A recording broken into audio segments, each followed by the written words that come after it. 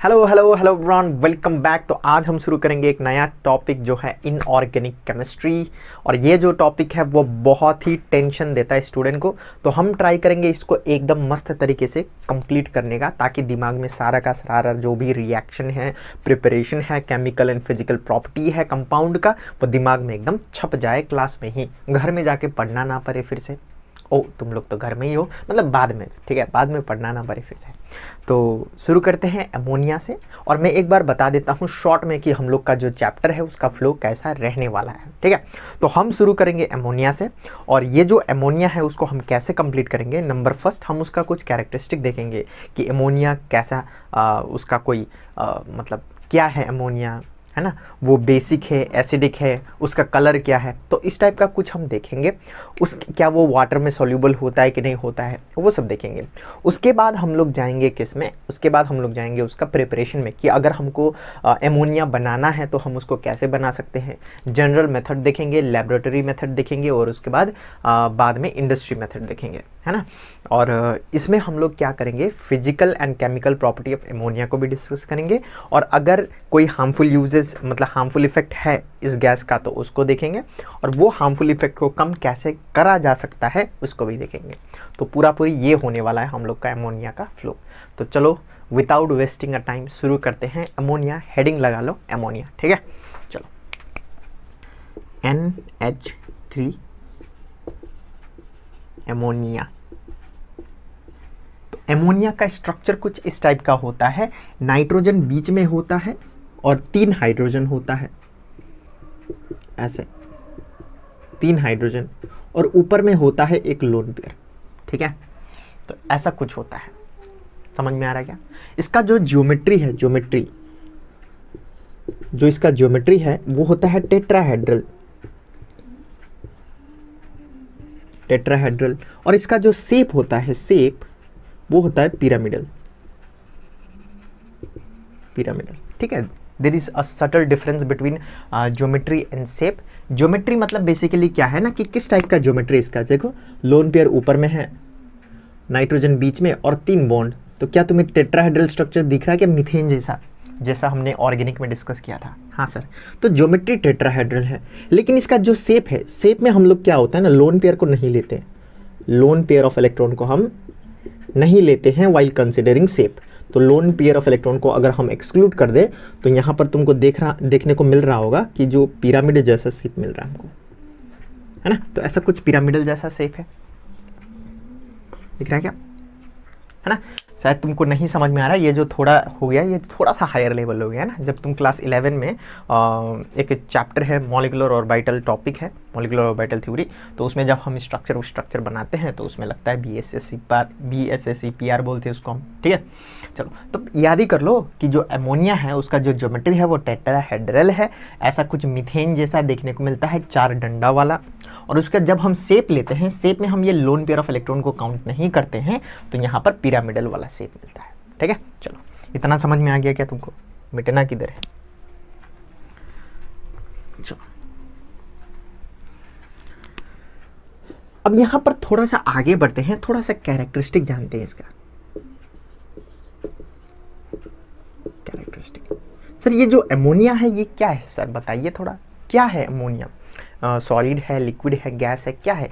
तो ये जो अमोनिया है ना, वो क्या है, एकदम से गैस है सर।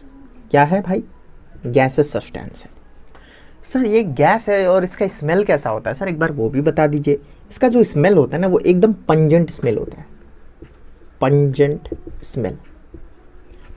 स्मेल मतलब बहुत ही तीखा स्मेल होता है। चोकिंग गैस, इसको हम क्या बोलते हैं, चोकिंग स्मेल, मतलब सांस लेने में दिक्कत हो जाता है, ऐसा कुछ इसका सेंट होता है। क्या तुमको समझ में आया, ठीक है सर। आगे बोलिए सर। सर ये जो गैस है क्या पानी में घुलता है। हाँ सर, पानी में भी घुलता है, सॉल्यूबल इन वाटर, एकदम बढ़िया तरीके से पानी में घुल जाता है, इसमें कोई दिक्कत वाली बात नहीं। ये थोड़ा सा इंपॉर्टेंट पॉइंट है, इसको याद करना, ठीक है। ठीक है सर, दिक्कत मत लो, मैं याद दिला ही दूंगा। अभी एक ही बार ही बोला है, मैं तो 10 बार बोलता हूँ हर चीज़, लेकिन हाईली सॉल्यूबल इन वाटर होता है। और एक और मेन बात याद करना, ये जो एमोनिया है ना सर, ये बेस होता है। सर बेबी को बेस पसंद है, ऐसा वाला बेस है क्या सर? हाँ भाई। नहीं भाई, क्लास 9 में सीखे थे ना, एसिड बेस एंड सॉल्ट, वो वाला बेस। ठीक है, तो बेस होता है, और स्पेशली किस टाइप का बेस होता है? Lewis base. Lewis base. Lewis base मतलब क्या है? लीविस बेस मतलब ये है कि वो कंपाउंड के पास क्या है? Lone pair of electron. Lone pair of electron, जो क्या हो सकता है? डोनेट कर सकता है। One who can donate lone pair of electron. यहाँ पर डोनेट लिख देते हैं, donate lone pair of electron. मतलब एमोनिया के पास लोन पेयर ऑफ इलेक्ट्रॉन है ना, तो ये डोनेट कर सकता है, डोनेटेबल होता है। तो अगर ये लोन पेयर डोनेट कर सकता है तो इसको हम बोलते हैं बेस। किस टाइप का बेस? Lewis base. क्या इतना तुमको समझ में आया?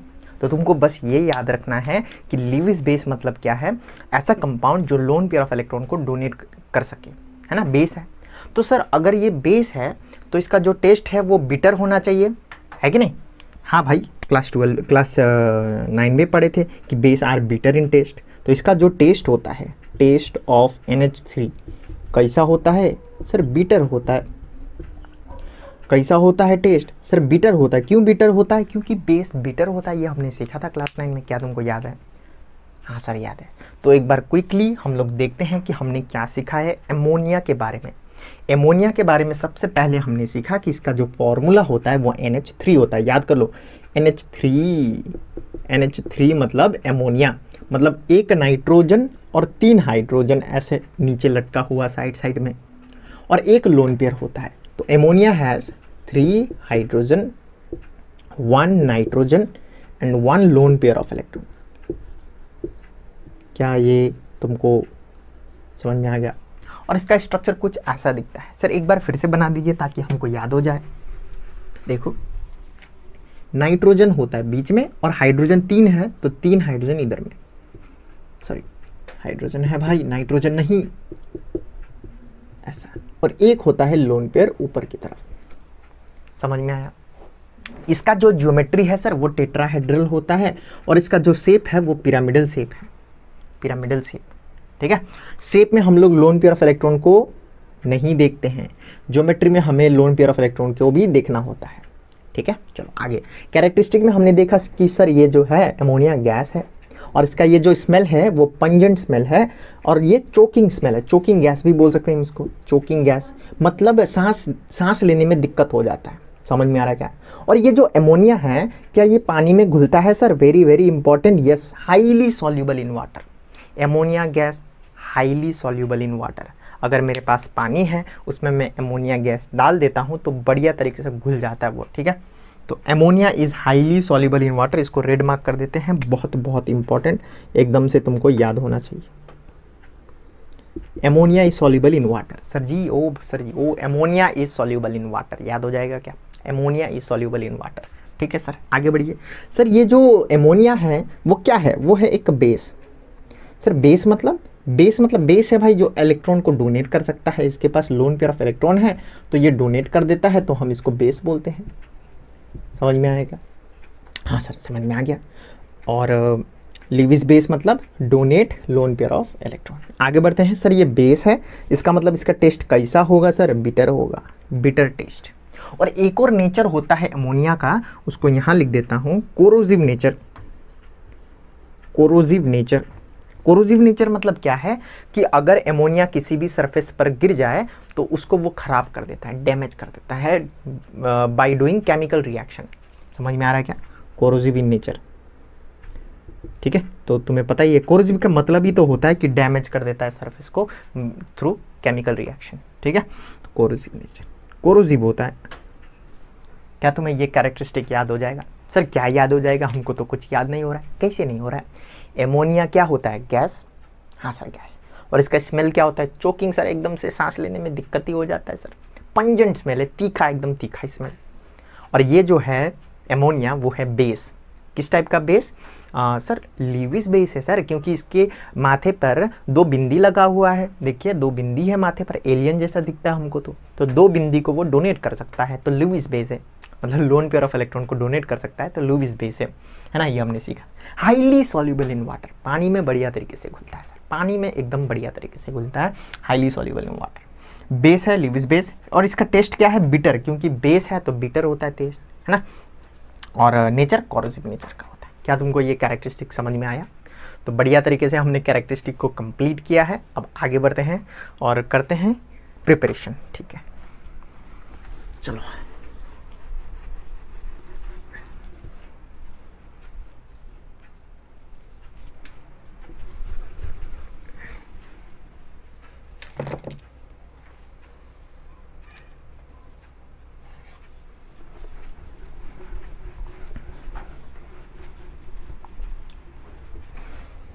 अब करते हैं preparation, preparation of ammonia. Sir ammonia को कैसे बनाया जाए, थोड़ा सा इसमें डिस्कस कर लेते हैं सर। तो पहले हम लोग जनरल मेथड को देख लेते हैं कि अगर हमको एमोनिया बनाना है तो हम कहाँ कहाँ पर हाथ पैर मार सकते हैं, ठीक है। एकदम से मैं तुमको फॉर्मूला रटवाने नहीं लग जाऊंगा, तुमको याद ही करा दूंगा, देखना मजा ही आ जाएगा, ठीक है। चलो, तो प्रिपरेशन ऑफ एमोनिया में हमको बनाना क्या है वो देखो भाई। सर NH3 बनाना है, मतलब अगर मुझे NH3 बनाना है तो मुझे एक ऐसा कंपाउंड यहाँ पर यूज़ करना पड़ेगा जिसमें NH3 हो। अरे यार, अगर मुझे आलू का चिप्स बनाना है तो मुझे क्या यूज़ करना पड़ेगा, आलू। अरे यार नहीं समझ में आ रहा भाई। अगर मुझे आलू बनाना है तो मुझे क्या यूज़ करना पड़ेगा, बनाना। नहीं सर, आलू, आलू से आलू का चिप्स बनेगा। तो अगर मुझे NH3 बनाना है, अगर मुझे NH3 बनाना है तो यहाँ पर एक ऐसा कंपाउंड का यूज़ करना पड़ेगा जिसमें क्या हो, NH3 प्रेजेंट हो। अरे यार हाँ सर समझ में आ गया। आप इशारा किस तरफ दे रहे थे थोड़ा बताइए। तो तुम्हें याद है क्या, जब हम लोग बॉन्डिंग वाला चैप्टर कर रहे थे, बॉन्डिंग वाला चैप्टर या फिर इलेक्ट्रोलिसिस भी जब हम कर रहे थे, तो वहाँ पर मैंने ये कंपाउंड को इंट्रोड्यूस किया था। तुम इसको पहचानते हो क्या, NH4Cl, एमोनियम क्लोराइड बोलते हैं इसको। NH4 को बोलते हैं एमोनियम, और Cl को बोलते हैं क्लोराइड। और किसी स्टूडेंट ने मुझे पूछा भी था कि NH3 को एमोनिया, NH4 को एमोनियम, ऐसा क्यों, कुछ तो पूछा था, मुझे याद नहीं आ रहा है, लेकिन इसको मैंने इंट्रोड्यूस किया हुआ था। इसको पहचानते हो क्या भाई? हाँ सर पहचानते हो, और जानते हो, मानते भी है। हाँ सर, तो इसको पहचान लो, आज से ये हीरो है एमोनिया का, ठीक है, पूरा ही काम आने वाला है NH4। तो अगर मुझे एमोनिया बनाना है तो मुझे ऐसा जाना माना फेमस कंपाउंड चाहिए जिसमें NH3 प्रेजेंट हो। तो इससे बढ़िया कैंडिडेट कोई ही हो सकता है, कौन ही हो सकता है। हाँ, तो ये हीरो, इसको बोलेंगे आइए भाई यहाँ बैठिए, थोड़ा सा काम है आपसे। तो इसको लाके यहाँ पर बैठा देते हैं, बैठिए, थोड़ा काम है आपसे। क्या काम है वो तो यहाँ पर NH3 निकालना है ना। अपने को सिर्फ NH3 निकालना है, ऐसा कुछ। चलो, अब मुझे NH3 निकालना है तो यहाँ से मैं NH3 निकाल सकता हूँ, लेकिन अगर मुझे यहाँ से NH3 निकालना है तो ये क्लोरीन गुस्सा मान जाएगा।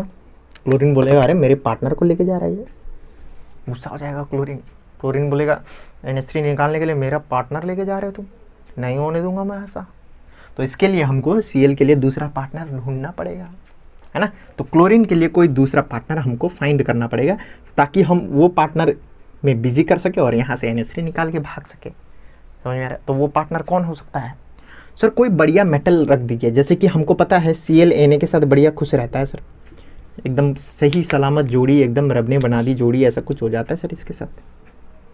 हाँ, मतलब हम Na का इस्तेमाल कर सकते हैं, ठीक है सर, Na का इस्तेमाल करिए, Na। और Na तो मेटल है सर, इसके साथ कोई होना चाहिए सर। किसको रखें? OH को रख देते हैं। क्या इसको पहचानते हो तुम? सोडियम हाइड्रोक्साइड, सोडियम हाइड्रोक्साइड, क्या इसको तुम पहचानते हो भाई? हाँ सर। तो ध्यान से सुनो मेरा बात, यहाँ पर कहानी, मुझे बनाना क्या है, मुझे बनाना है एमोनिया, मुझे बनाना है एमोनिया। अगर मुझे एमोनिया बनाना है तो मुझे ऐसा कंपाउंड चाहिए जिसमें NH3 पहले से प्रेजेंट हो। जैसे कि मुझे आलू बनाना है तो आलू चिप्स बनाना है तो मुझे आलू चाहिए। तो हम एकदम महान कंपाउंड जिसको हम जानते मानते हैं उसको बुलाते हैं, बोलते हैं बैठिए यहाँ पर, हमसे आपसे कुछ काम है। तो इसको हम यहाँ रखते हैं और देखते हैं क्लोरीन भी बैठा हुआ है इसके साथ। तो अगर हमें यहाँ से इसको भगाना है तो क्लोरीन गुस्सा मान जाएगा, उसके लिए पार्टनर ढूंढना पड़ेगा। तो पार्टनर NaOH है, Na और Cl का जोड़ी बना देंगे, अपना काम हो जाएगा। तो एमोनिया बनेगा वो तो कंफर्म है, क्योंकि हम बना ही एमोनिया रहे हैं। तो एमोनिया बन जाएगा और ये जो Cl है वो Na के साथ भाग जाएगा, बन जाएगा NaCl प्लस। अब बचा कौन? यहाँ का OH, और यहाँ से एक H बचा है, थोड़ा सा दिमाग लगाओ तो 3H तो निकल गया, एक H बचा है, तो यहाँ से OH और यहाँ से एक H बन जाएगा H2O, तो पानी निकल जाएगा। ठीक है, अमोनिया गैस बन जाएगा। ठीक है, ये NaCl सॉल्ट है, ये अमोनिया, ये सोडियम क्लोराइड, ये वाटर, बस अपना काम हो गया। ये अमोनियम क्लोराइड। मैं पहली बार रिएक्शन लिख रहा हूँ इसीलिए सबका नाम लिख रहा हूँ। ठीक है, तुमको भी एग्जाम में अगर रिएक्शन लिख रहे हो तो ध्यान से याद करना, सबके नीचे नाम लिख देना ऐसे करके। ठीक है, चलो, तो ये एक रिएक्शन है जिससे हम लोग एमोनिया को बना सकते हैं, जनरल मेथड। तो कहानी तुमको समझ में आया क्या? अगर कहानी याद हो जाए ना तो बढ़िया हो जाएगा। क्या कहानी है सर? हमको बनाना है एमोनिया, तो उसको बनाने के लिए हमको ऐसा कंपाउंड चाहिए जिसमें एमोनिया पहले से प्रेजेंट हो, और इसको तो हम जानते हैं, मानते हैं, बहुत पहले से चैप्टर में देखा है इसको। तो इसको बुलाते हैं, बैठाते हैं और बोलते हैं हमको एमोनिया चाहिए, लेकिन क्लोरीन के लिए तो हमें एक जोड़ी ढूंढना पड़ेगा। तो उसके लिए हम NaOH को लाते हैं, क्योंकि Na और Cl का जोड़ी बढ़िया बनता है। तो NaCl हो जाएगा, इधर NH, पानी निकल जाएगा, है ना। पानी बाई प्रोडक्ट है, अपने को सिर्फ पानी निकालना है, ऐसा कुछ। चलो, समझ में आया? सर कोई दूसरा तरकीब है क्या सर? कोई दूसरा काम कर सकते हैं हम इसमें? हाँ कर सकते हो। देखो फिर से, लेकिन ये कंफर्म है, ये तो हीरो है भाई, हीरो। हीरो का स्पेलिंग, हाँ हीरो। तो यहाँ पर NH4Cl लेंगे इन प्लेस ऑफ NaOH। अगर Cl बोलेगा हमको Na पसंद नहीं आया है, कोई दूसरा लेके आओ, तो हम क्या कर सकते हैं? Na के बदले K लगा सकते हैं, KOH। तो KOH इसको बोलते हैं पोटाशियम हाइड्रोक्साइड। तो ये भी वही सेम रिएक्शन करेगा, एक अमोनिया बनाएगा, यहाँ से अमोनिया निकल जाएगा, K चला जाएगा Cl के साथ। ये जो K है वो चला जाएगा Cl के साथ, बन जाएगा KCl। और यहाँ से जो OH है और यहाँ का एक H बनेगा पानी, बस खत्म। तो यहाँ से गैस निकल जाएगा। समझ में आ रहा है क्या? So this is some general method. लेकिन ये जो रिएक्शन 1 है, रिएक्शन 2 है, reaction 1 and reaction 2 are not preferred for preparation. Sir हमको उल्लू बनाया उस टाइम से सिखा के। For preparation of NH3, why? ये क्वेश्चन आ सकता है एग्जाम में, वाई? ये NaOH और हम ये KOH, इसको कॉस्टिक सोडा भी बोलते हैं। ठीक है, कोई बुक में कॉस्टिक सोडा भी बोलते हैं, तो याद रखना NaOH को कॉस्टिक सोडा भी बोलते हैं। ठीक है, चलो, reaction 1 and 2 are not preferred for preparation of NH3, why? क्योंकि ये जो NaOH एंड KOH होता है ना, इसका कुछ प्रॉपर्टी होता है। क्या प्रॉपर्टी? दे ऑब्जॉर्ब मॉइस्चर, दे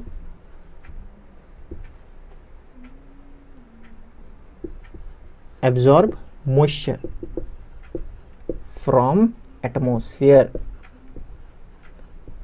तो इसीलिए क्या करते हैं, हम इसको इस्तेमाल नहीं करते हैं। और ये जो प्रॉपर्टी है उसको बोलते हैं डिलिक्विंसेंट।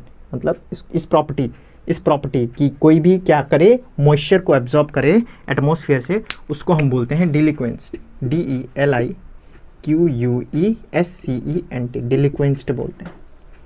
मतलब ये जो KOH और NaOH है ना, ये दोनों किस टाइप का कंपाउंड होता है? डिलिक्वेंस्ड होता है। मतलब they absorb moisture from the atmosphere. तो मॉइस्चर ऑब्जॉर्ब करके रिएक्शन कर देते हैं, तो बढ़िया मजा ही नहीं आता है। तो इसीलिए we do not preferred using this two method of preparation. तो सर कौन सा मेथड हम यूज़ करते हैं? आ रहे हैं, उसको भी करेंगे तो बढ़िया मजा आएगा। ठीक है, इसको मिटा दें क्या? चलो कॉपी कर लो इसको जल्दी से, फटाक से। कॉपी हो गया? चलो, हर इंपॉर्टेंट है, 2 हो गया। अब 3 नंबर का रिएक्शन देखेंगे।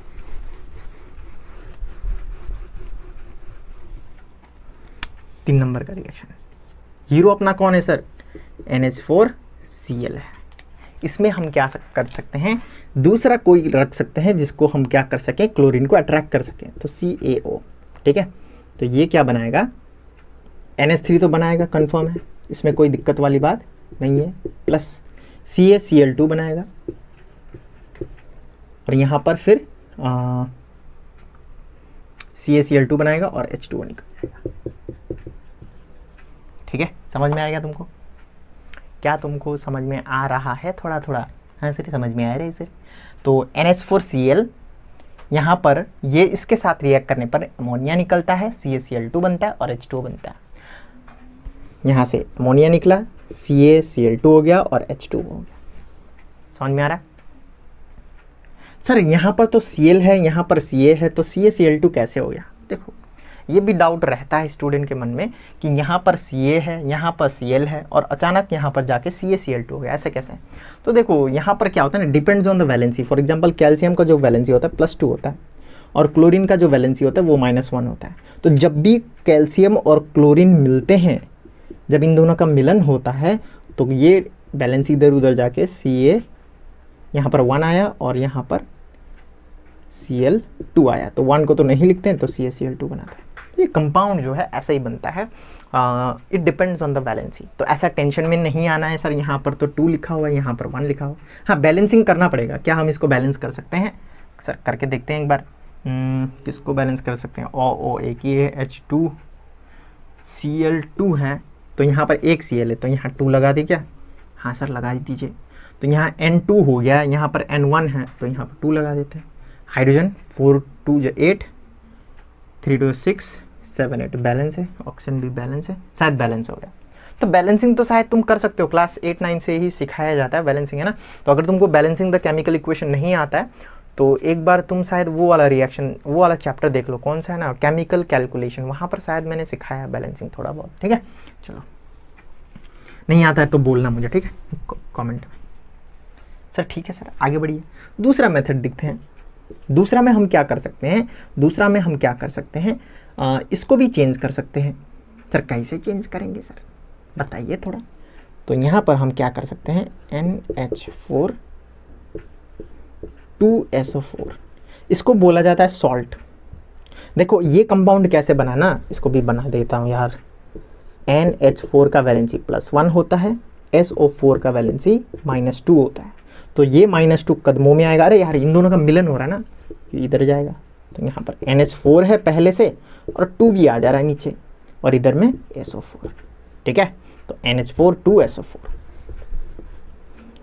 NH4 2SO4। सर यहाँ पर तो नहीं था क्योंकि NH4 का वैलेंसी +1 और Cl का वैलेंसी -1 है, तो 1 आ रहा है ना नीचे, तो कुछ फ़ायदा नहीं हो रहा है, NH4Cl ही बन जा रहा है। ठीक है, चलो तो इसमें हम क्या करेंगे? CaOH को भी यूज़ कर सकते हैं, इसमें कोई दिक्कत वाली बात नहीं है। ठीक है ना? चलो सर ये करने से क्या होगा सर? अरे भाई वही होगा, एक तो NH3 निकलेगा, ये तो कंपलसरी है, निकलना ही है। सर दूसरा Ca और SO4 का रिएक्शन, तो CaSO4 बनेगा प्लस यहाँ से क्या निकलेगा? पानी निकलेगा। क्या तुमको ये समझ में आ रहा है? थोड़ा बहुत शायद तुमको लिंक मिल रहा होगा ना। तो बेसिकली अगर हम जनरल बात करें, जनरल बात करें तो ये तो फिक्स है, मतलब ये क्या है? एमोनियम का सॉल्ट सर, एमोनियम सॉल्ट। और एमोनियम सॉल्ट के साथ हम किसको रिएक्ट करवा रहे हैं सर? एल्कली को, एल्कली को रिएक्ट करवा रहे हैं सर। इसको एल्कली बोलते हैं, याद है कि नहीं है तुमको? पता नहीं। एल्कली मतलब ऐसा बेस जो वाटर में सॉल्यूबल हो सके। ठीक है, ऐसा बेस जो वाटर में सॉल्यूबल हो सके। और बेस किसको बोलते हैं? Oxides and hydroxide. मेटल का ऑक्साइड एंड हाइड्रोक्साइड को बेस बोलते हैं, याद है कि नहीं? Oxides and hydroxides of metal are known as base. और जो बेस वाटर में सॉल्यूबल हो सकता है उसको हम बोलते हैं एल्कली। एल्कली को रिएक्ट करते हैं फॉर प्रोड्यूसिंग एमोनिया। ठीक है, बैलेंसिंग कर देना इसको, बैलेंसिंग हो जाएगा। लेकिन इंपॉर्टेंट मेरा कहने का मतलब यहाँ पर ये था कि अगर हम एमोनियम सॉल्ट को एल्काली के साथ रिएक्ट करते हैं तो बनाता है अमोनिया, तो बनता है अमोनिया। कोई रिएक्शन छूट रहा है क्या मेरे से? चलो, मतलब जितना भी रिएक्शन दिखाना था मैंने दिखा चुका हूँ, बुक में भी इससे कम ही दिया होगा। ठीक है, बेसिकली देखो, अगर तुम बोलोगे ना सर कोई एक रिएक्शन लिख के दिखाइए, तब मानते हैं आपको। तुम भी कर सकते हो भाई, तुम भी कर सकते हो। देखो मुझे क्या बनाना है? अमोनिया, तो मैं अमोनिया लिखूंगा सर, लिख लिया। अब कोई भी अमोनियम का सॉल्ट लिख लीजिए सर, NH4Cl, ये इजी लग रहा है, हम यही याद करते हैं। और दूसरा ये फेमस है CaO, तो ये एक हो गया, और यहाँ से Cl को हटाने के लिए इसको लेके आए हैं, ये तो बनता ही है, प्लस Ca और Cl मिलके CaCl2 बनता है सर। कितना ईजी है, CaCl2। उसके बाद क्या बनता है सर, सर पानी बनता है। ठीक है, दूसरा रिएक्शन जो फेमस है CaOH2, इसको बोलते हैं कैल्शियम हाइड्रोक्साइड। देखो, hydroxide of calcium, this is also alkali because this base is soluble in water. ठीक है, यहाँ क्या बनता है सर, ये तो बनेगा ही ना सर, ओ सर ये तो बनेगा ही ना। यहाँ पर CaCl, CaCl2 प्लस पानी। क्या तुमको थोड़ा बहुत भी समझ में आ रहा है? क्या तुमको थोड़ा बहुत भी समझ में आ रहा है? तो ये था जनरल मेथड ऑफ प्रिपरेशन। अब इसी में से किसी एक को रिएक्शन उठा के जो बढ़िया वाला है उससे हम क्या करेंगे, लैब में बनाएंगे। तो ये आज जो हमने सीखा है general methods of preparation of ammonia. Next lecture में हम सीखेंगे preparation of ammonia in lab. तो शायद तुमको ये थोड़ा सा भी रिएक्शन जो मैं करवा रहा हूँ थोड़ा सा दिमाग में छप रहा होगा, है ना। मेरा मेन मकसद ही यही है कि रिएक्शन तुमको यहीं पर याद करवाया जाए। ठीक है, समझ में आ रहा है? चलो, थैंक यू।